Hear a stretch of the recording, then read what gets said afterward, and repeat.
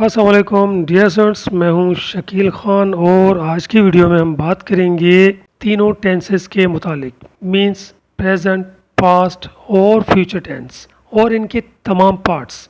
जैसा कि आप जानते हैं कि हर टेंस के चार पार्ट्स होते हैं, मींस चार हिस्से होते हैं। इसी तरह अगर हम तमाम टेंसेस की बात करें तो हर टेंस के चार हिस्से मिला के ये टोटल बनते हैं 12 हिस्से, मीन्स 12 पार्ट्स। तो हम सबसे पहले इन टेंसेस के फार्मूलाज, उनकी पहचान मीन्स उनकी आइडेंटिफिकेशंस को देखेंगे और उसके बाद हम हर टेंस के हर पार्ट को डिस्कस करेंगे वन बाय वन।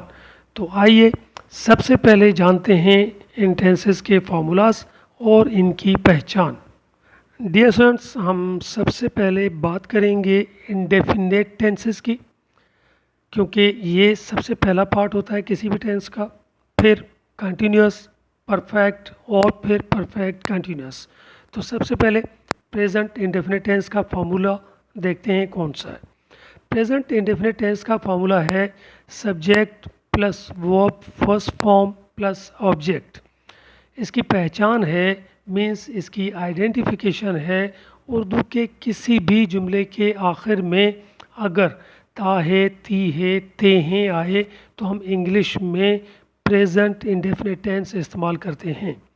अगर हम पास्ट इंडेफिनेट की बात करें तो पास्ट इंडेफिनेट टेंस का फार्मूला है subject verb second form plus object और इसकी पहचान है उर्दू के किसी भी जुमले के आखिर में अलिफ छोटी ये या बड़ी ये आए तो हम इंग्लिश में पास्ट इंडेफिनेट टेंस इस्तेमाल करते हैं। फ्यूचर इंडेफिनेट टेंस का फार्मूला है subject plus will plus verb first form plus object. Urdu के किसी भी जुमले के आखिर में अगर गा, गी, गे आए तो हम इंग्लिश में फ्यूचर इंडेफिनेट टेंस इस्तेमाल करते हैं। पहचान और फार्मूला तो आपने जान लिया, लेकिन इनका कॉन्सेप्ट क्या है, बेसिकली हम इंडेफिनेट टेंस क्यों यूज़ करते हैं ये भी जानना ज़रूरी है। तो ये चीज़ जहन में रखिएगा कि प्रेजेंट, पास्ट या फ्यूचर इंडेफिनेट टेंस हम यूज़ करते हैं डेली रूटीन्स को ज़ाहिर करने के लिए या अपनी हैबिट्स को ज़ाहिर करने के लिए। ये याद रखिएगा, अगरचे आपने प्रेजेंट, पास्ट और फ्यूचर इंडेफिनेट को बेहतरीन तरीके से सीखना है तो आपके जहन में ये बात होनी चाहिए कि हम हैबिट्स या डेली रूटीन्स को ज़ाहिर करने के लिए ये तीनों टेंसेस इस्तेमाल करते हैं। अब आते हैं कंटिन्यूस टेंसेस की तरफ। प्रेजेंट कंटिन्यूस टेंस का फार्मूला है subject plus is am are plus verb ING form plus object. इसकी पहचान है उर्दू के किसी भी जुमले के आखिर में अगर रहा है, रही है, रहे हैं आए तो हम इंग्लिश में प्रेजेंट कंटिन्यूस टेंस इस्तेमाल करते हैं। पास्ट कंटिन्यूस टेंस का फार्मूला है subject plus was slash were plus verb ING form plus object. Urdu के किसी भी जुमले के आखिर में अगर रहा था, रही थी, रहे थे आए तो हम इंग्लिश में past continuous means past progress से टेंस इस्तेमाल करते हैं। फ्यूचर कंटिन्यूस टेंस का फार्मूला है subject plus will be plus verb ING form plus object. Urdu के किसी भी जुमले के आखिर में अगर रहा होगा, रही होगी, रहे होंगे आए तो हम इंग्लिश में फ्यूचर कंटिन्यूस टेंस इस्तेमाल करते हैं। लेकिन एक बात याद रखिएगा कि ये तो थी पहचान, इसका कॉन्सेप्ट क्या है, कॉन्सेप्ट क्या होना चाहिए।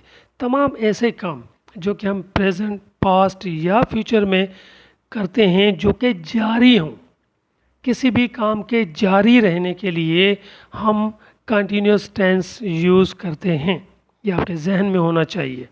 अब बात करते हैं परफेक्ट टेंसेस की। तो प्रेजेंट परफेक्ट टेंस का फार्मूला है subject plus has slash have plus verb third form plus object. Urdu के किसी भी जुमले के आखिर में अगर चुका है, चुकी है, चुके हैं, चुका हूँ, लिया है, ली है, दिया है, दी है आए तो हम इंग्लिश में प्रेजेंट परफेक्ट टेंस इस्तेमाल करते हैं। Past perfect tense. Past perfect tense का फॉर्मूला है subject plus had plus verb third form plus object plus when till before plus past indefinite tense. Urdu के किसी भी जुमले के आखिर में अगर चुका था, चुकी थी, चुके थे, लिया था, ली थी, दिया था, दी थी आए तो हम इंग्लिश में पास्ट परफेक्ट टेंस इस्तेमाल करते हैं। Future perfect tense. Future perfect tense का फॉर्मूला है subject plus will have plus verb third form plus object plus when slash till slash before plus present indefinite tense means plus subject verb first form plus object. Urdu के किसी भी जुमले के आखिर में अगर चुका होगा, चुकी होगी, चुके होंगे, लिया होगा, ली होगी, दिया होगा, दी होगी आए तो हम इंग्लिश में फ्यूचर परफेक्ट टेंस इस्तेमाल करते हैं। अगर हम कॉन्सेप्ट की बात करें तो ऐसे काम जो कि हम कर चुके हों उनके लिए चाहे हम प्रेजेंट हो, पास्ट हो या फ्यूचर हो, जो काम कर दिया गया हो गया है वो परफेक्ट है तो उसके लिए हम परफेक्ट टेंसेस इस्तेमाल करते हैं। अब बात करते हैं प्रेजेंट परफेक्ट कंटिन्यूस टेंस की। प्रेजेंट परफेक्ट कंटिन्यूस टेंस का फॉर्मूला है subject plus has been slash have been plus verb ING plus object plus since slash for plus point of time slash period of time.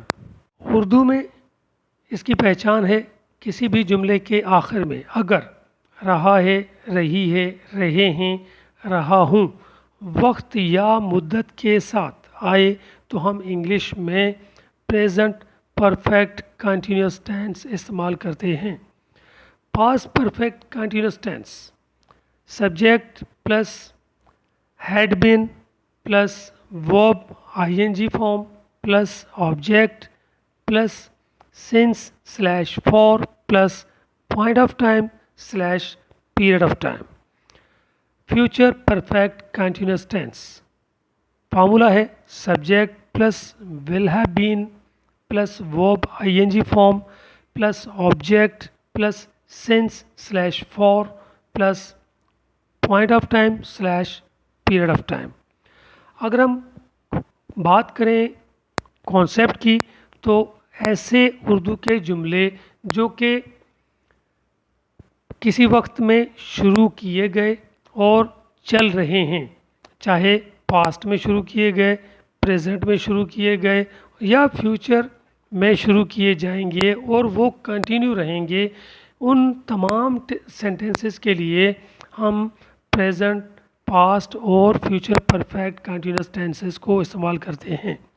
अगर हम बात करें since और for या point of time या period of time की तो point of time हम ऐसे टाइम को कहते हैं जो कि किसी मुकर्ररा मुद्दत से शुरू हो, जैसे सुबह, दोपहर, शाम, कोई दिन like Monday, Tuesday, Friday, Wednesday, जो भी दिन हो, कोई तारीख़, पहली, दूसरी, तीसरी, 31 तारीख, कोई महीना जैसे पहला महीना जनवरी, फरवरी से दिसंबर तक, कोई सन जैसे कि 2023 या 2023 से पहले कोई भी सन या 2023 के बाद कोई भी 2024, 25, 26 जो भी सन होंगे, इन तमाम चीज़ों को हम कहते हैं point of time. Period of time हम वक्त को बोलते हैं, जैसे कि 2 मिनट, 2 घंटे, 2 दिन, 2 महीने, 2 साल, 2 सदियाँ, ये हम कहते हैं पीरियड ऑफ टाइम। तो ये थे तमाम फार्मूलाज और इनकी आइडेंटिफिकेशंस। अब हम बात करेंगे सेंटेंसेस की कि इनके सेंटेंसेस किस तरीके से बनाए जाते हैं। आइए चलते हैं सेंटेंसेस की प्रैक्टिस की तरफ। स्टूडेंट्स, हम सबसे पहले डिस्कस करेंगे प्रेजेंट, पास्ट और फ्यूचर इंडेफिनिट को। तो सबसे पहले हमारे पास जुमला है, मैं स्कूल जाता हूँ। प्रेजेंट इंडेफिनिट टेंस का जुमला है, इसको हम कहेंगे आई गो टू स्कूल। इसी सेंटेंस को अगर आपने पास्ट इंडेफिनिट टेंस में चेंज करना है तो आप सिर्फ वर्ब की फर्स्ट फॉर्म को सेकंड फॉर्म में तब्दील करेंगे और आप प्रेजेंट से पास्ट में चले जाएंगे। जैसे आई गो टू स्कूल, गो को हटा दें, सिर्फ कर दें went. I went to school, मैं स्कूल गया। और इसी टेंस को, प्रेजेंट इंडेफिनिट को, अगर आप चेंज करना चाहें फ्यूचर इंडेफिनिट टेंस में तो सिर्फ क्या करेंगे, आप विल का इजाफा कर देंगे। जैसे मैं स्कूल जाता हूँ, आई गो टू स्कूल। लेकिन अगर आप कहें कि मैं स्कूल जाऊँगा तो आप कहेंगे I will go to school. याद रखिएगा कि हम इंग्लिश में या तो वर्ब की फॉर्म को चेंज करते हैं एक ज़माने से दूसरे ज़माने में जाने के लिए, या फिर हम हेल्पिंग वर्ब्स को चेंज करते हैं। जैसा कि हमने इन तीनों टेंसेस में हमने सिर्फ वर्ब की फॉर्म को चेंज किया या हमने हेल्पिंग वर्ब का इजाफा किया। अब हेल्पिंग वर्ब का इजाफा क्यों किया? क्योंकि फ्यूचर में विल लगाना लाजमी होता है, क्योंकि विल फ्यूचर का साइन है। अब अगर हम दूसरे जुमले की बात करें कि वो सुबह सवेरे उठता है, he wakes up early in the morning. लेकिन इस जुमले को अगर हम कहें कि वो सुबह सवेरे नहीं उठता है तो हम कहेंगे he does not wake up early in the morning. अगर हम सवालिया बनाएंगे तो हम कहेंगे does he wake up early in the morning, क्या वो सुबह सवेरे उठता है। अब अगर इसी सेंटेंस को हम पास्ट इंडेफिनिट टेंस में चेंज करना चाहें तो हम क्या करेंगे, सिर्फ हेल्पिंग वर्ब को चेंज करेंगे नेगेटिव और इंट्रोगेटिव सेंटेंसेस के लिए, और अगर सादा सेंटेंस होगा तो हम सिर्फ वर्ब की फॉर्म को चेंज करेंगे। जैसे आपने कहा वो सुबह सवेरे उठता है, he wakes up early in the morning. अगर आप कहेंगे कि वो सुबह सवेरे उठा तो he woke up early in the morning. अगर इसको हम फ्यूचर में चेंज करेंगे तो हम कहेंगे he will wake up early in the morning, वो सुबह सवेरे उठेगा। लेकिन अगर हम इनको नेगेटिव में चेंज करें तो हम कहेंगे वो सुबह सवेरे नहीं उठता है, ही does not wake up early in the morning. इसको अगर आप पास्ट इंडेफिनिट में चेंज करें तो आप सिर्फ हेल्पिंग वर्ब को चेंज करेंगे, मीन्स कि he did not wake up early in the morning, वो सुबह सवेरे नहीं उठा। अगर इसको फ्यूचर इंडेफिनिट में चेंज करना है तो आप कहेंगे he will not wake up early in the morning. इसी तरह अगर आप कोई और जुमला, जैसे कि हम अंग्रेज़ी बोलते हैं, वी स्पीक इंग्लिश, इसको अगर इंडेफिनिट पास्ट इंडेफिनिट में चेंज करना है तो कहेंगे वी स्पोक इंग्लिश, हमने इंग्लिश बोली।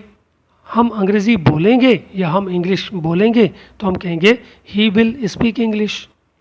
अब प्रेजेंट और फ्यूचर इंडेफिनिट में सिर्फ हेल्पिंग वर्ब का फ़र्क है। अगरचे सब्जेक्ट थर्ड पर्सन सिंगुलर है तो हम एस हटा देते हैं, बाकी अगर कोई भी सब्जेक्ट है तो हम सिर्फ और सिर्फ हेल्पिंग वर्ब का इजाफा कर देते हैं। जैसे वी स्पीक इंग्लिश, तो आप सिर्फ वी के बाद मीन्स सब्जेक्ट के बाद विल लगा दिया तो ये बन जाएगा फ्यूचर इंडेफिनिट। और अगर आपने वर्ब की फर्स्ट फॉर्म को सेकंड फॉर्म में चेंज किया तो वो बन जाएगा पास्ट इंडेफिनिट टेंस। ये थे तमाम इंडेफिनिट टेंसेस। अब बात करते हैं प्रेजेंट, पास्ट और फ्यूचर कंटिन्यूस टेंसेस की। आइए देखते हैं ये जुमले किस तरह बनाए जाते हैं। लेकिन इससे पहले एक बात बताना ज़रूरी समझता हूँ कि अगर प्रेजेंट इंडेफिनिट टेंस के जुमले आप बना रहे हैं और जुमले का सब्जेक्ट थर्ड पर्सन सिंगुलर है और जुमला सादा है, तो याद रखिएगा कि उस जुमले के वर्ब के आखिर में एस या एस का इजाफा करते हैं। जैसे हमने कहा कि वो स्कूल जाता है, अब वो स्कूल जाता है, ही गोज़ टू स्कूल। अब गो के आखिर में हमने एस का इजाफा किया, इसलिए कि तमाम ऐसे वर्ब्स जिनके आखिर में o, c h, double s, s h आए तो हम उन वर्ब्स के आखिर में एस का इजाफा करते हैं और बाकी तमाम वर्ब्स के आखिर में सिर्फ एस का इजाफा करते हैं। लेकिन ये सिर्फ और सिर्फ सादा जुमलों के लिए होता है।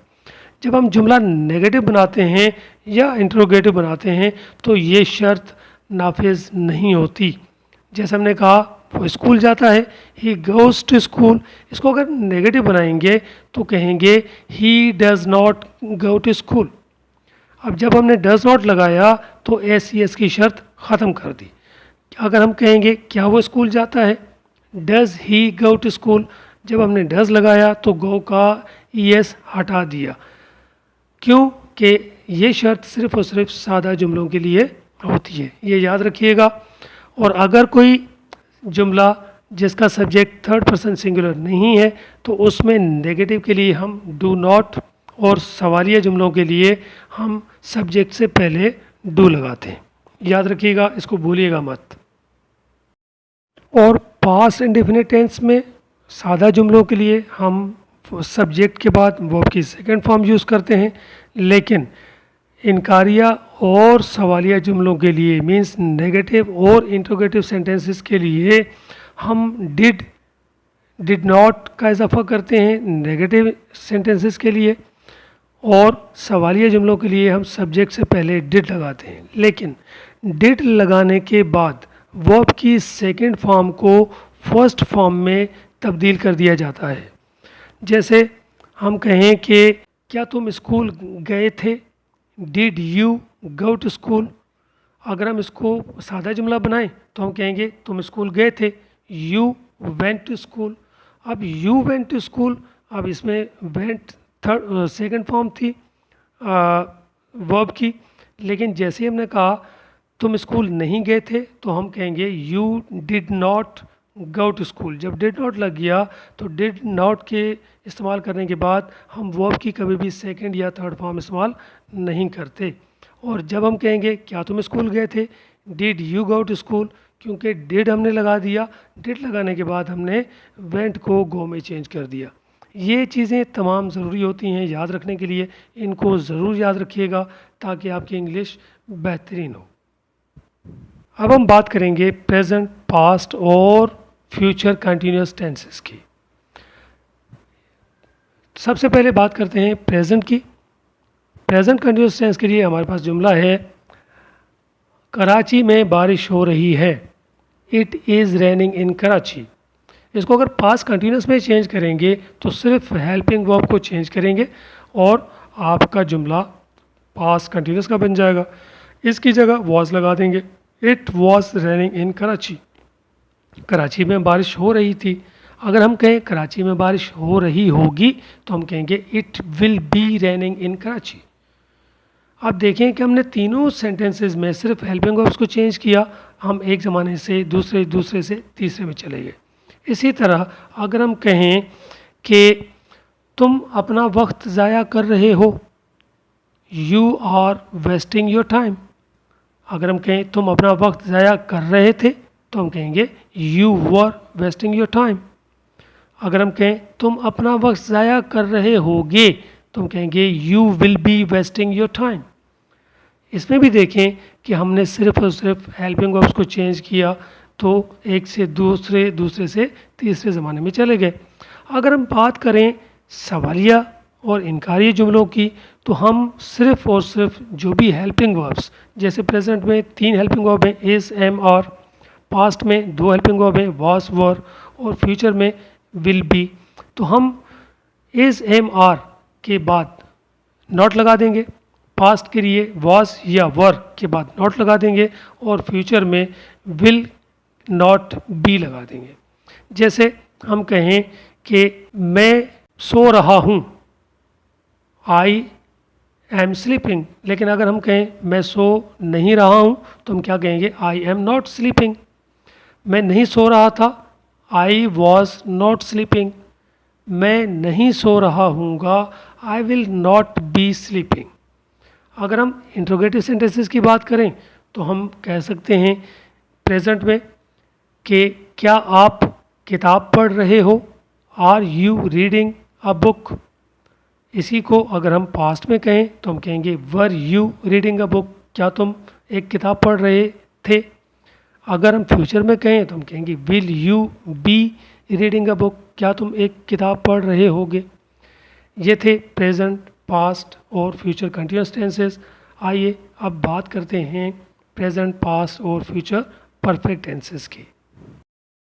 स्टूडेंट्स, अगर हम बात करें प्रेजेंट, पास्ट और फ्यूचर परफेक्ट टेंसेस की, तो सबसे पहले प्रेजेंट परफेक्ट की बात करेंगे, फिर प्रेजेंट परफेक्ट से हम तब्दील करेंगे जुमला पास्ट परफेक्ट और फ्यूचर परफेक्ट में।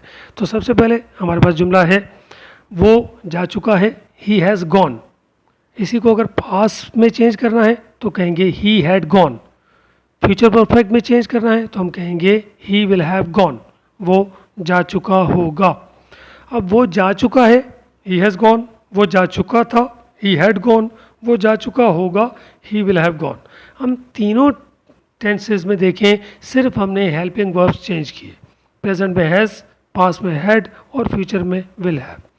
इसी तरह अगर हम कहें कि वो एक ख़त लिख चुकी है, she has written a letter, इसको अगर पास्ट परफेक्ट में चेंज करें तो हम कहेंगे she had written a letter, वो एक ख़त लिख चुकी थी। फ्यूचर में she will have written a letter, वो एक ख़त लिख चुकी होगी। इसी तरह हम सिर्फ हेल्पिंग वर्ब्स को चेंज करेंगे और प्रेजेंट से पास्ट और पास्ट से फ्यूचर परफेक्ट टेंसेस में चले जाएंगे। अगर हम नेगेटिव की बात करें तो जो भी हेल्पिंग वर्ब हम यूज़ करते हैं प्रेजेंट, पास्ट और फ्यूचर परफेक्ट टेंसेस में, हम हेल्पिंग वर्ब्स के बाद सिर्फ नॉट का इजाफा कर देते हैं। जैसे अगर हम कहें कि मैंने अपना काम ख़त्म नहीं किया है, I have not finished my work. मैंने अपना काम ख़त्म नहीं किया था, I had not finished my work. मैंने अपना काम ख़त्म नहीं किया होगा, आई will not have finished my work. सिर्फ जो भी हेल्पिंग वर्ब है उनके बाद हैज़, हैव, हैड या विल हैव, इनके बाद सिर्फ हम नॉट का इजाफा कर देंगे। अगर हम सवालिया सेंटेंसेस की बात करें तो हम सवालिया सेंटेंसेस के लिए जो भी हेल्पिंग वर्ब हम प्रेजेंट, पास्ट, फ्यूचर परफेक्ट में यूज़ करते हैं उनको हम सब्जेक्ट से पहले रख देंगे, बाकी कोई चेंजिंग नहीं करते। जैसे क्या वो चाय पी चुके हैं, have they drunk T. Past में अगर चेंज करें तो हम कहेंगे हैड दे ड्रंक टी, क्या वो चाय पी चुके थे। क्या वो चाय पी चुके होंगे, will they have drunk T. यही तरीकाकार है प्रेजेंट, पास्ट और फ्यूचर परफेक्ट टेंसेस के जुमले बनाने का। उम्मीद करता हूँ कि आपको समझ आ गई होगी। अब हम चलते हैं आखिरी पार्ट प्रेजेंट, पास्ट और फ्यूचर परफेक्ट कंटिन्यूस की तरफ, जानते हैं कि इनके जुमले किस तरीके से बनते हैं। लेकिन इससे पहले मैं आपको एक बात ज़रूर कहना चाहूँगा कि प्रेजेंट परफेक्ट में तो हम सादा जुमले बनाते हैं, जैसे हमने कहा कि वो जा चुका है, वो आ चुका है, वो खा चुका है, वो पी चुका है। लेकिन पास्ट परफेक्ट और फ्यूचर परफेक्ट में इस तरह के जुमले भी आपके सामने आएंगे, जैसे कि आपके आने से पहले वो खाना खा चुका था, he had eaten food before you came. अब देखें वो खाना खा चुका था, ये पास्ट परफेक्ट का जुमला है, लेकिन उसके बाद आपके आने से पहले, पहले को हम कहते हैं बिफोर। जैसा कि मैंने फार्मूला में आपको बताया कि व्हेन, टिल, बिफोर का हम इस्तेमाल करते हैं, फिर हम पास्ट इंडेफिनिट टेंस का इस्तेमाल करते हैं पास्ट परफेक्ट टेंस के लिए। व्हेन के माने जब, टिल के माने तक और बिफोर के माने पहले होते हैं। इसी तरह अगर हम कोई और जुमला बनाएं, जैसे कि जब आप आए मेहमान जा चुके थे, the guests had gone when you came. अब द गेस्ट्स हैड गॉन, मेहमान जा चुके थे, जब आप आए, जब के लिए हमने व्हेन यूज़ किया और बाद में पास्ट इंडेफिनिट टेंस इस्तेमाल किया, यू केम। तो the guests had gone when you came. इसी तरह फ्यूचर परफेक्ट टेंस में हम फ्यूचर परफेक्ट टेंस के formula subject will have verb third form plus object के बाद व्हेन टिल बिफोर यूज़ करते हैं, फिर प्रेजेंट इंडेफिनिट टेंस इस्तेमाल करते हैं। जैसे आपके आने से पहले बारिश थम चुकी होगी, the rain will have stopped before you come. अब बारिश थम चुकी होगी, the rain will have stopped. आपके आने से पहले, पहले के लिए बिफोर, आपके आने ये प्रेजेंट इंडेफिनिट टेंस का है, तो you come before you come, the rain will have stopped before you come.